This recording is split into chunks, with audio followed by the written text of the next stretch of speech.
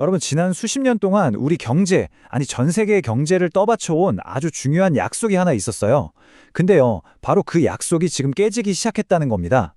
그게 뭐냐면 바로 여러분 지갑 속에 있는 돈의 가치에 대한 약속입니다. 그러니까 지난 80년 동안은요, 미국 달러가 사실상 금이나 마찬가지였죠. 미국이라는 나라가 보증하니까 절대적인 가치를 지녔고, 전 세계 어디서든 통용되는, 뭐랄까, 절대 흔들리지 않는 그런 믿음 같은 거였습니다. 그런데 말이죠. 만약에 그토록 단단했던 약속, 거의 신화에 가까웠던 그 믿음이 바로 지금 우리 눈앞에서 무너지고 있다면 과연 어떻게 될까요? 자, 그래서 첫 번째 이야기, 깨어지는 약속입니다. 이 엄청난 변화가 이제는 그냥 그럴 수도 있다는 예측이 아니에요. 우리 눈앞에 보이는 명백한 증상들로 나타나고 있거든요. 보통 위기가 오면 다들 뭘 찾았죠? 바로 안전자산 달러였잖아요. 그런데 그 위상이 지금 흔들리고 있어요. 왜냐? 미국이 특정 국가의 자산을 동결시켜버리는 식으로 달러를 제재 수단으로 쓰기 시작하면서 이게 더 이상 순수한 돈이 아니라 정치적인 무기가 되어버린 거죠. 이러니 다른 나라들이 불안해하는 건 당연한 거 아니겠어요?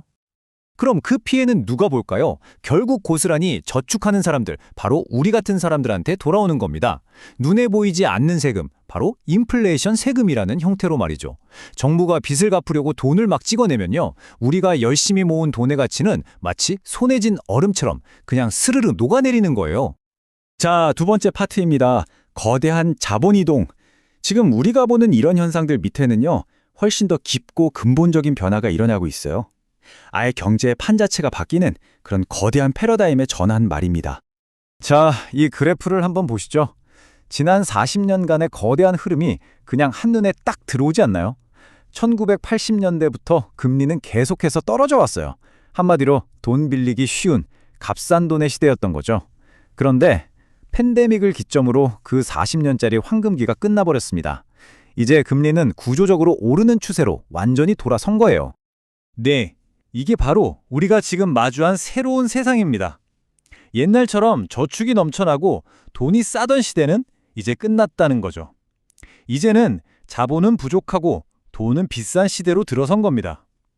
낮은 인플레이션은 이제 정말 옛날 이야기가 됐고, 계속해서 물가가 오르는 게 새로운 표준, 즉 뉴노멀이 되어버렸습니다. 자, 세 번째 이야기, 현금을 갈망하는 세상.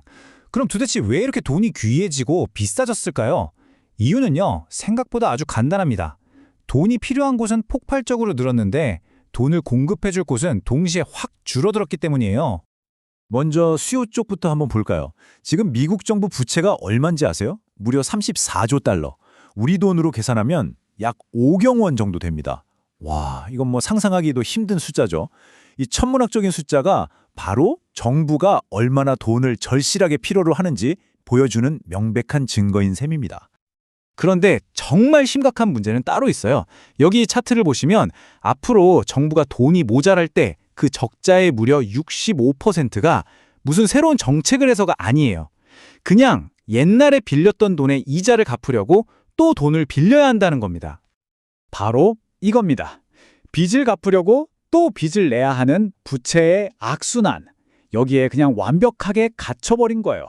빚이 빚을 낳는 거죠. 부채가 스스로를 먹고 자라면서 돈에 대한 수요를 기하급수적으로 늘리고 있는 겁니다.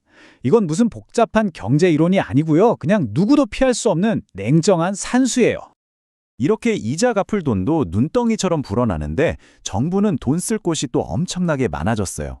친환경 에너지로 전환해야죠. AI 데이터 센터 지어야죠. 해외 나간 공장들 다시 불러와야죠. 복지 비용도 계속 늘어나죠. 이 모든 거대한 프로젝트들이 마치 거대한 진공청소기처럼 시장에 있는 돈을 그냥 싹 다 빨아들이고 있는 형국입니다. 자, 이렇게 돈 달라는 곳은 줄을 섰는데 정작 돈을 공급해주던 수도꼭지는 잠기고 있습니다. 왜냐하면 지난 수십 년간 전 세계의 저축을 책임졌던 베이비붐 세대가 이제 은퇴를 시작했거든요. 이제는 돈을 모으는 게 아니라 그동안 모아둔 돈을 꺼내서 쓰기 시작했다는 거죠. 전 세계적으로 저축의 셈이 말라가고 있는 겁니다. 네 번째 파트입니다. 출구를 찾아서. 자, 그럼 달러 시스템에 대한 믿음이 이렇게 흔들리는 새로운 현실 속에서 다른 나라들이나 개인들은 어떤 출구를, 어떤 대안을 찾고 있을까요? 이게 그냥 책상 위에서 하는 얘기가 아니에요. 현실입니다. 브릭스 같은 신흥경제 대국들은요, 더는 믿을 수 없는 이 달러 시스템에서 벗어나려고 아예 자기들만의 결제 시스템을 만드는 등 아주 적극적으로 움직이고 있어요.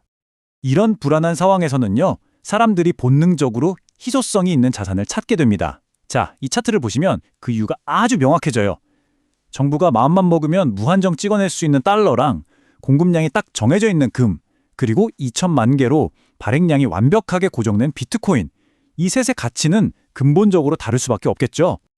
생각해보세요. 불과 몇 년 전까지만 해도 비트코인을 그렇게 비판하던 월가의 거대 금융기관들이요, 이제는 이걸 뭐라고 부르냐면 디지털 골드라고 부르기 시작했어요.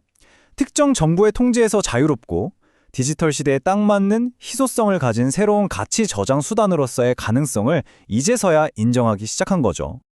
자, 이제 마지막 5번째입니다. 돈의 새로운 규칙. 그럼 이 모든 거대한 변화가 우리에게, 바로 나에게 의미하는 건 대체 뭘까요? 자, 오늘 이야기의 핵심 딱 4가지로 정리해 드릴게요. 첫째, 40년간 이어져온 값싼 돈의 시대는 완전히 끝났습니다. 둘째, 이제 돈의 비용, 즉 금리는 구조적으로 더 높을 겁니다. 셋째, 그 결과 진짜 희소성이 있는 자산들이 제대로 된 가치를 인정받게 될 거고요. 그리고 마지막으로 가장 중요한 건데요. 이런 거대한 변화의 시대에 필요한 건 막연한 공포가 아니라 지금 무슨 일이 벌어지고 있는지 명확하게 인식하는 겁니다. 이렇게 종이화폐의 가치가 녹아내리는 시대에 여러분의 소중한 자산은 지금 어디로 대피하고 있습니까?